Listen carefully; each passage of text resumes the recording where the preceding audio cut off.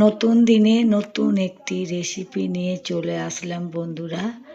দারুণ টেস্টি খেসারি শাক ভাজা। তো আমি কীভাবে বানালাম দারুণ টেস্টি খেসারি শাক ভাজা, প্লিজ বন্ধুরা পুরো ভিডিওটা দেখো। আশা করি তোমাদের খুব খুব ভালো লাগবে।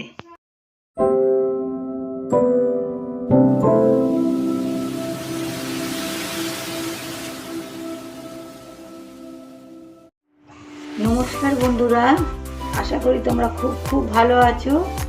দিদিন আমি ব্লগ চ্যানেলে তোমাদের সকলকে স্বাগত। বড়দের প্রণাম আর ছোটদের ভালোবাসা দিয়ে দিদিন আমি ব্লগ চ্যানেলটা শুরু করলাম।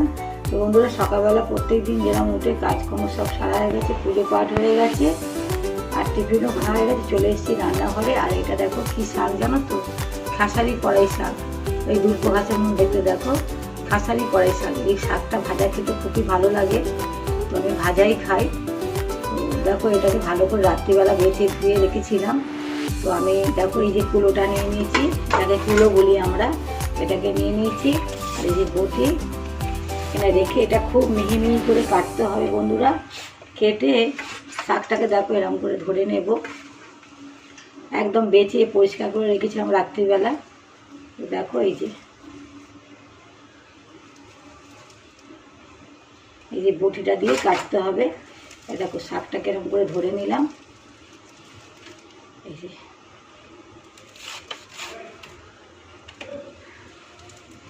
তোমাদেরকে আমি দেখাচ্ছি কেটে, শাকটাকে খুব মিহি মিহি করে কাটতে হবে বন্ধুরা।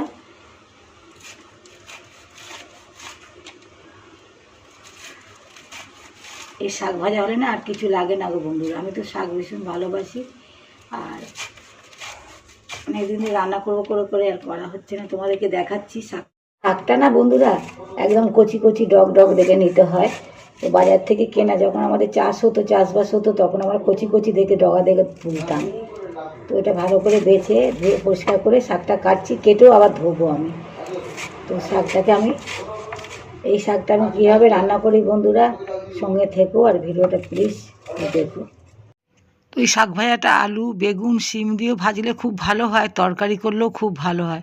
দেখো এরা মিহি মিহি করে কেটে নিতে হয়। দেখো বন্ধুরা, শাকটা আমি দিয়ে দিয়েছি, শাকটাকে আমি একটু সিদ্ধ করে নেব, তারপরে আসছি। দেখো নুন দিয়ে দিয়েছি,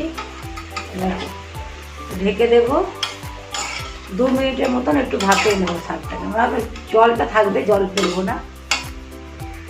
তো বন্ধুরা শাকটা দেখো একদম সিদ্ধ হয়ে গেছে, আমি ঢেকে রেখেছিলাম। এবারে নামিয়ে নেব, নামিয়ে নিয়ে আসছি। তো বন্ধুরা শাক ভাজাতে আমি আলু দিই, আর এই শাকটায় খেসারি কড়াই শাকটায় আলু দিই, আবার আমার বেগুন দিয়ে করি। আলু দিয়ে আমি বেগুন দিয়েই করবো। তো বেগুনটাকে দেখো ছোটো ছোটো একদম চৌকো চৌকো করে কেটে নিয়েছি। বেগুনটা ভেজে নেব, নুন হলুদ মাখিয়ে দিয়েছি বেগুনটার মধ্যে। তো বেগুনটা ভেজে নিয়ে আসছি, বেগুনটা ভেজে নিয়ে আসছি। তো দেখো বন্ধুরা বেগুনটা আমার ভাজা হয়ে গেছে, সাইড করে দিয়েছি। এবারে ফোড়নে আমি কী দেবো সেটা দেখো।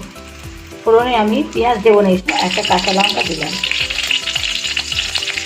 দেখো লঙ্কাটা আমার ভাজা হয়ে গেছে। আর রসুন দেখো আমি 8 থেতো করে রেখেছি, এটা দিয়ে দিলাম।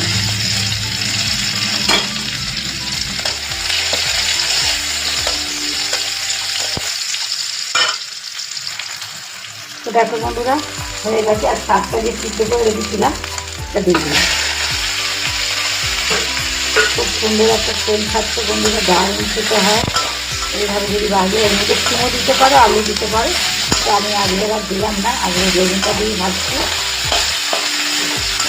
খেসারি শাক না, খেসারি কড়াই শাক খেতে খুব দারুণ টেস্টি হয়।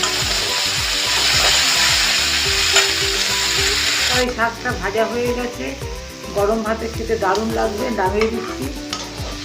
তো আমি আলুটা দিলাম না, আলু শিম দিয়ে ভাজলেও খুব দারুণ টেস্টি হয়। তো আমি এবার নামিয়ে নিচ্ছি, হয়ে গেছে আমার শাক ভাজাটা।